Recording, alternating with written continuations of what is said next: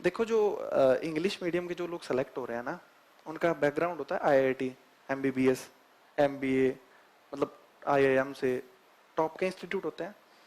उनमें जैसे किसी ने बीटेक कर रखी है, तो बीटेक में क्या होता है, 8 सेमेस्टर होंगे।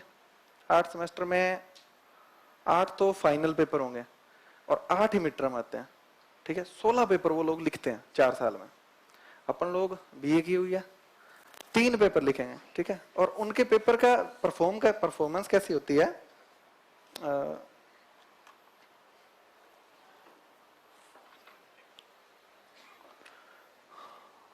जैसे वहां पे पहले तो 1-1 नंबर के क्वेश्चन आएंगे। ठीक है, फिर 2-2 नंबर के क्वेश्चन आएंगे, फिर 5-5 नंबर के क्वेश्चन आएंगे, और फिर बड़े क्वेश्चन आएंगे। ठीक है, उसके अलावा फिल इन द ब्लैंक्स भी आते हैं उनके। इस तरीके का उनका फॉर्मेट होता है। और बीए में जो मेरी यूनिवर्सिटी थी, वहां पे 5 क्वेश्चन आते थे, पूरे 5, है ना। और एक क्वेश्चन होता था 20 नंबर का। और फर्स्ट ईयर में जब मैं पेपर देने गया तो मैंने कहा स्मार्ट वर्क करते हैं, अपन को पॉइंट टू पॉइंट लिखना है। तो 36 पेज होते हैं एक कॉपी में, तो मैंने क्या किया, 15 पेज में पूरा पेपर कर दिया। पॉइंट पॉइंट लिखे अच्छे से, सुंदर सुंदर, बढ़िया, मतलब फ्लो चार्ट भी बनाए, सारणी भी बनाई। और मार्क्स आए थे 50% फर्स्ट ईयर में। तो मैं गया, मेरे कई सीनियर, मैंने कहा यार ये क्या हुआ, मैंने तो अच्छी तैयारी की थी। और तो बोले कि भाई कॉपी कितनी भरी थी, मैंने कहा 15 बजे। कहना 36 पन्ने भरने हैं पूरे के पूरे, है ना।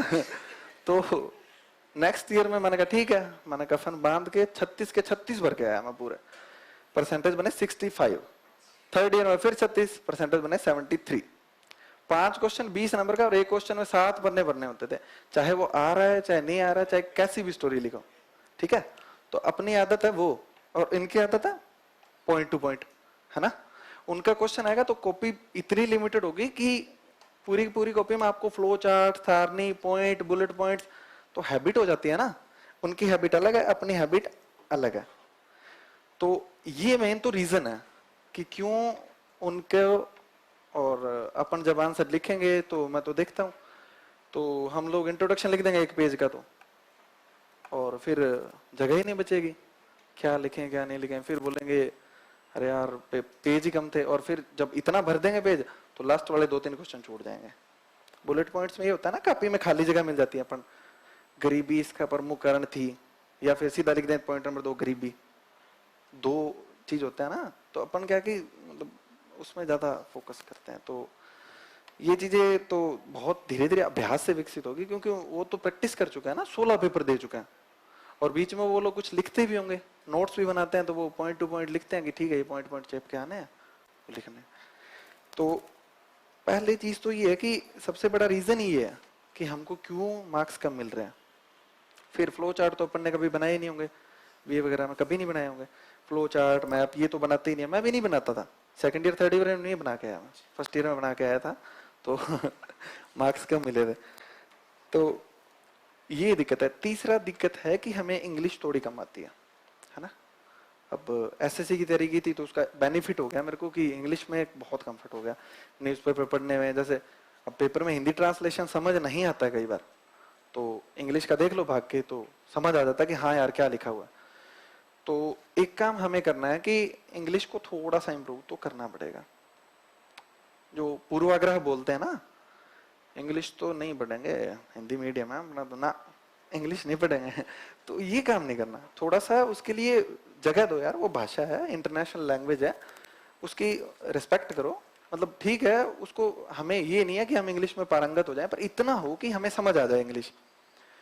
तो उसके लिए क्या करना है कि यूट्यूब पे कुछ लेक्चर वेक्चर हैं, तो थोड़ा सा क्या, और कुछ वर्ड मीनिंग, जैसे हिंदू से कुछ लिख लिए, कोई न्यूज़पेपर से लिख लिए वर्ड मीनिंग, उनको यूज किया करो थोड़ा बहुत। भाई हाँ ये वर्ड मीनिंग इसका था, ऐसे लाइन आई थी, वो लाइन ही लिख लिया करो। 15-20 मिनट अगर आप दिन में दे दोगे ना इंग्लिश को, 15-20 मिनट ही, रोज नहीं, एक दिन छोड़ के एक दिन भी, तो थोड़ा कंफर्टनेस है ना, वो बहुत जरूरी है। और अब पूर्वाग्रह बना के बैठ जाएंगे तो यूपीएससी तो अपने लिए चेंज नहीं करेगी, वो तो अनुवाद वैसे ही कंप्यूटराइज्ड होंगे, कितना मर्जी आंदोलन कर लें अपन।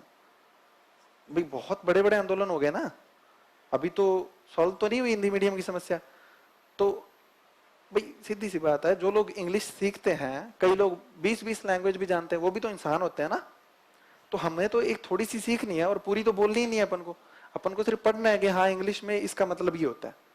और जो पेपर लिखे हुए आते हैं उसमें इतना हार्ड इंग्लिश नहीं होती है, आप कभी पढ़ के देखना। जैसे प्रीलिम्स का पेपर था इस बार, दिया था किसी ने? साइंस ट्रैक के क्वेश्चन देखे थे उसमें? कैसे थे?